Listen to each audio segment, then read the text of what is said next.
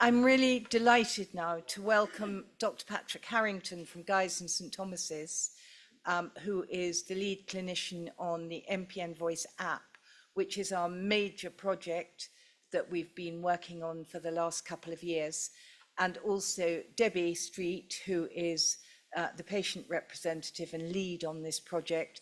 Debbie is also head of our fundraising for MPN Voice. So I'm going to hand over to both of you to talk about this really exciting project and study.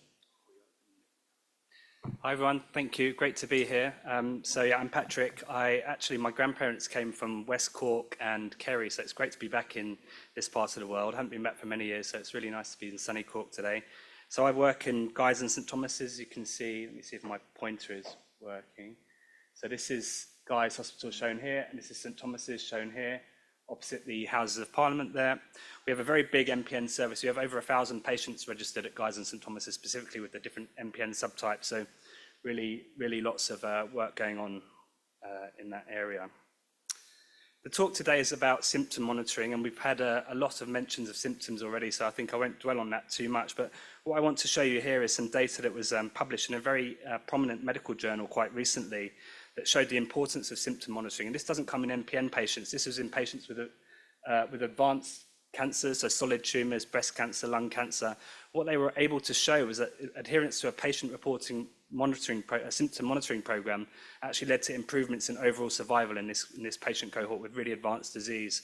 So it shows the importance in this context, and this is probably due to earlier detection of recurrence or earlier signs of complications related to their cancer diagnosis. And this is something that's really becoming a prominent area across the whole of healthcare with regards to patient-reported monitoring. So I'm going to talk about the app that we've developed, which is called My MPN Voice. We weren't very imaginative with the name, unfortunately, but so I'll go on to introduce you to that, and then Debbie, who's a real expert on all the functionality of the app, is going to talk you through the slides that show how it works. And then we'll discuss a bit about the future directions with regards to the app and patient-reported symptom monitoring in general. Okay, so there was an excellent talk from Avril and Shona, so I'm not going to dwell on this. We know that everyone in this room is very well accustomed to the symptom burden associated with myeloproliferative neoplasms. What we know is that it does affect over 90% of people. 90% of patients with MPN reported an impact on their quality of life. So let's skip on. But how well are we monitoring this in our clinical practice? So this is the question. This was a study that was published back in 2020. It was the TRACK UK study led by Claire Harrison. And what it looked at was how well clinicians are monitoring symptoms in patients with myeloproliferative neoplasms. So what they were able to show was that the vast majority of clinicians said that they monitored for constitutional symptoms, so 93%, but only just over half of these used a formal validated assessment tool to do this. In just over half of the respondents, 54.8% used it to track a response to individual treatment decisions, so were patients responding to a particular treatment with regards to their symptoms. And around a third, just over a third, were using these symptom tools to guide around the decisions around starting a treatment in the first place. In the vast majority of clinicians, we're using the MPN 10 total symptom score. So that's the score that's already been mentioned a couple of times this morning. It lists the 10 most common symptoms that are observed in myeloproliferative neoplasms on a 0 to 10 scale to give a total score out of 100.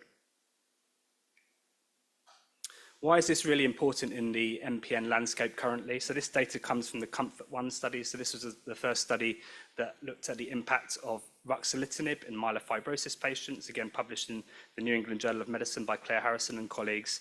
And what this graph here shows is these are the patients who report a 50% reduction in their total symptom score on initiation of ruxolitinib, and it compares ruxolitinib to placebo again, so a pretend drug, essentially, so a non-active compound. And what we can see is that the majority of patients, or about 50% of patients, responded to ruxolitinib with a 50% reduction in their symptom score. And that occurred, as John really nicely alluded to in his talk, that really occurs typically in the first couple of weeks in the majority of patients. So it really shows that we should be monitoring for symptoms in our patients. The treatments can make a difference, and it's something that we really should be focused on. So because of that, we developed the My MPN Voice app. And what the overall overarching aim of this is to better understand the lived experience of patients with myeloproliferative neoplasms. So the way that we are planning to do this, and this app has been running for just over a year now, is through the use of collection of patient-reported outcomes. So that includes the MPN 10 total symptom score that we've mentioned, but it also includes other patient-reported outcomes such as the EQ5D5L score, which is a commonly used quality of life metric, essentially. We also have the capacity to link wearable devices to the app. And so patients who enroll in this research study, which I'll go on to explain in a bit more depth, are issued with a wearable device. I've got an example here. Deb's also wearing one. And this monitors the regular kind of activity metrics, sleep scores, etc. And it feeds directly into the app and provides us with that information, which we can use for research purposes. And patients can also use it as a way to empower them to promote a healthy lifestyle, encourage things like activity, exercise, and also rest where necessary. And then the final aspect of the study, which is still a bit of a work in progress, is we're extracting data from patients' electronic health records as part of this to really hopefully align all of this patient-reported outcome and biometric data with hard data such as the genetic mutations and things like bone marrow findings to really kind of bring the next level of complexity in terms of the research aspect. So how does the study work? I should mention at the moment this is only available in the UK, but this is something we're currently in advanced talks with regards to opening this up in other countries, namely the Republic of Ireland as a first starting point. And the way that it works is essentially patients self-refer to the study, so they find out about the study either through social media such as MPN Voice, or they may be told about it through their haematology clinics. It's open from across the whole of the UK, and patients don't need to attend any particular hospital site. It can all be done virtually. So if they find out about the study and they're interested, they self-refer, they get issued an electronic patient information sheet, so all online through their phone or tablet or whatever. They can then read the patient information sheets, get information about the study, and if they're still interested, they can then sign an electronic informed consent form. So if anyone's been on a clinical trial before, then they'll know there's quite stringent criteria you have to meet, and you have to very carefully sign a consent form to show that you're happy to do so. This process is still adhered to, but it's all done electronically, which means that patients across the whole of the UK can enter the study, which we think is really important for purposes of equity, etc. And then the study is supported, so patients who go onto the study or start using the app have quite a lot of support from our research team via this onboarding process that you can see mentioned there. So there are three aspects to the project, I should say, overall. There are the patients who go onto the study and receive an app, a wearable device. Unfortunately, we do only have a finite number of wearable devices available, so not everyone is issued with one, unfortunately. So some patients will go onto the research study, but will only be using the app to monitor their patient-reported outcomes.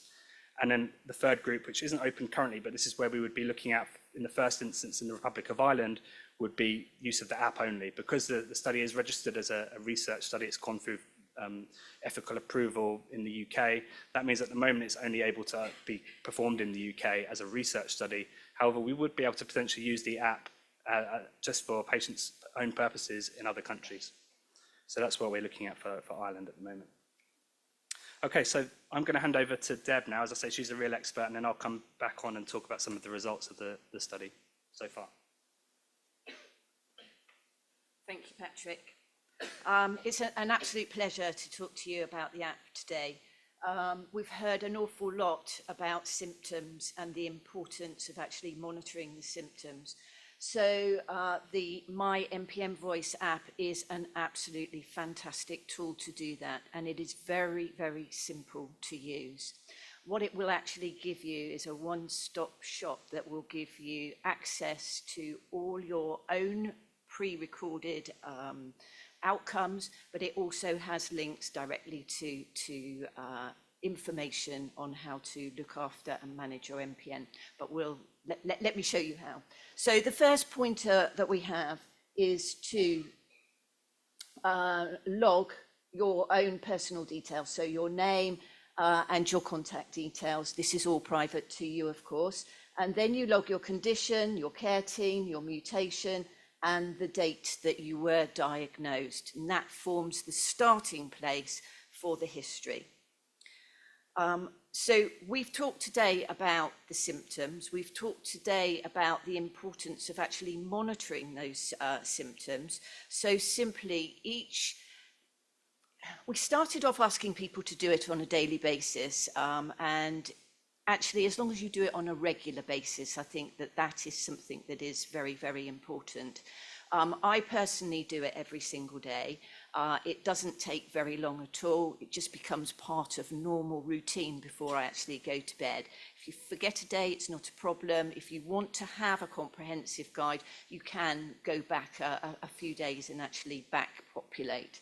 So, in order to do that, you have a check-in on the home screen, and it will take you to each of the symptoms in order. And all you do is you just use your finger to actually slide up on the monitor, whether you're 1 to 10, wherever you sit on that scale. It's as simple as that. Use your finger to actually take you to the place that best represents what you were feeling that day. Also, something that's very, very useful is the opportunity to add in a note. If you need to add in a note, if something different has happened, it's very, very useful to have that history. So we've already talked about the fact that if you have a watch, it will also pick up the biometric information. So that will take from the watch directly to the app, which then feeds into my MPN Voice. It looks at the history on your sleep, on your activity, ECG, oxygen levels at night, etc. So you will have a history on that. The other great thing that you're able to do is to go back and trend as well. So again, you can see that here you've got an arrow. I call it the deep dive. You click onto the arrow and then you can choose whether you can have a look at what has actually happened. You can do that over a week, you can do it over a year, you can do it over a month, and you can actually see the changes. So sometimes it is quite good to have a look at year 1 and then have a look at year 2. And that's actually where we are at this moment in time. The other really important thing is, obviously, it's a blood condition. We get our blood results and we are able to populate the app with our blood results. So again, we go to the daily check-in, we then go to blood results, and again, in order, the results it's actually looking for you to populate come up. And you simply enter in the levels for the hemoglobin, for the white blood cells, for ferritin, neutrophils, hematocrit, etc. Again, I talked about that deep dive, didn't I? So there you've got, so that was the last set of bloods. And then if you click onto this arrow here, you can have a look at the previous year. So this is 2024. You can change that to the year to date. You can change it to a period of several months. And actually what it does is it maps there a graph so that you can actually see a pattern. So again, we've talked about, taking to clinicians and saying, this is what's happened historically. It's really easy. In your back pocket, your phone, you can actually just show exactly what has happened over a period of time. The other really useful thing to know is that you can actually export it. So if you're better, printing it off and taking it, you can do that as well. So that's the blood results.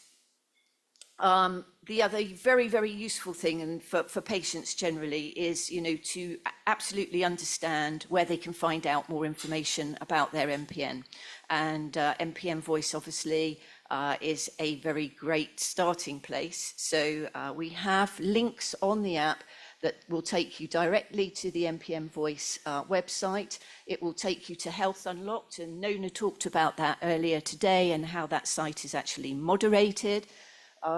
It takes you to NHS links, it takes you to podcasts on the various relaxations, and it will also be a notice board for things like these forums that are coming as well, so that you can save the dates and make sure that you're able to keep completely up to speed in what is actually happening. So I'm going to pass back to Patrick now, but all I can say is that as an MPN patient, and being able to keep control of everything to do with my MPN, and to have it all in one place for me has been a massive, massive comfort to know that I've got a complete journal and I can call on that at any time that I need. And I would very much encourage you, when it comes to Ireland, to take up the use of that app. Thank you very much. Okay, thanks, Deb. Yeah, so this is really the idea. That on this slide here, you can see a lot of patient data. This actually comes from one of my patients who gave me permission to use this anonymized data. As Shona mentioned, we don't always have time to monitor this MPN 10 TSS in clinic. What this app does, and this has been exported and printed out, is allow the patient to show their symptom journey in the period in between their clinic appointments, summarised in really nice format that can allow us to see the impact of any intervention. Is there a sign of disease progression, etc. So this is really what we're hoping that will be the benefit will come from. So I've got about 5 minutes or so I'm going to quickly go through the data. At the moment in the UK, we have over 400 patients. This is slightly out of date now. We have over 400 patients who are regularly using the app in just over a year. The app monitors 70 plus distinct variables, which include the patient-reported outcomes as well as the biometric data. We have over 2.7 million data points in total, including over 700,000 patient-reported outcomes. Okay, so this is the MPN 10 TSS. So what we have here is the breakdown of the total symptom score across MPN disease subtypes. If you can see at the top there, we have our different disease cohorts. So we have our ET patients in the dark blue, MF in the light blue, and PV in the intermediate shade here. And what we can see, this is kind of in line with what we know about these conditions, and it's nice to be able to confirm this. We see the highest total MPN 10 score in the myelofibrosis group compared with the lowest in patients with ET. Then if we look at individual symptoms, again, we've heard a lot about fatigue already today, and it's already previously been described. This is the most common symptom that is observed in our MPN patient population. We confirm this finding in each of our patient subgroups using the app. This pointer's pointing over there somewhere, that's it. Okay, we'll have to do without that. Next most common symptom was inactivity, which goes hand in hand with fatigue, as we all know.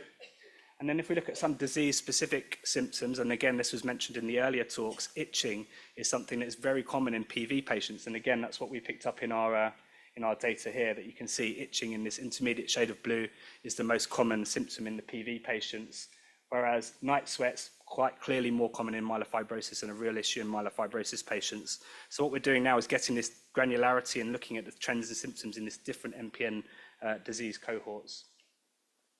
So then if we break it down into the different treatments that patients are on, and this is the ET patient group, and what we have here are the three treatment approaches widely available in ET patients: hydroxycarbamide, interferon, and no treatment or active surveillance. What we can see here is that the MPN 10 score, so the symptom score, was highest in patients on hydroxycarbamide and lowest in patients not having any treatment.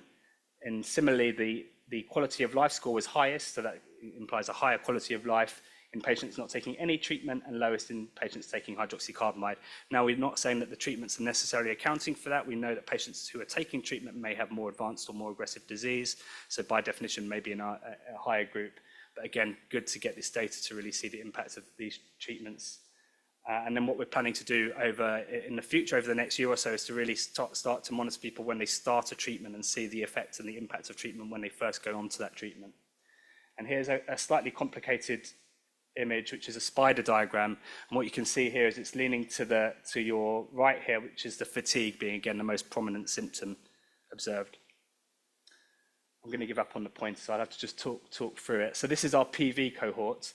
What we see here is that ruxolitinib patients, again, interestingly, ruxolitinib, which we normally think is very good at controlling symptoms, had the highest MPN 10 total symptom score at 21.7. It's quite a high score on average.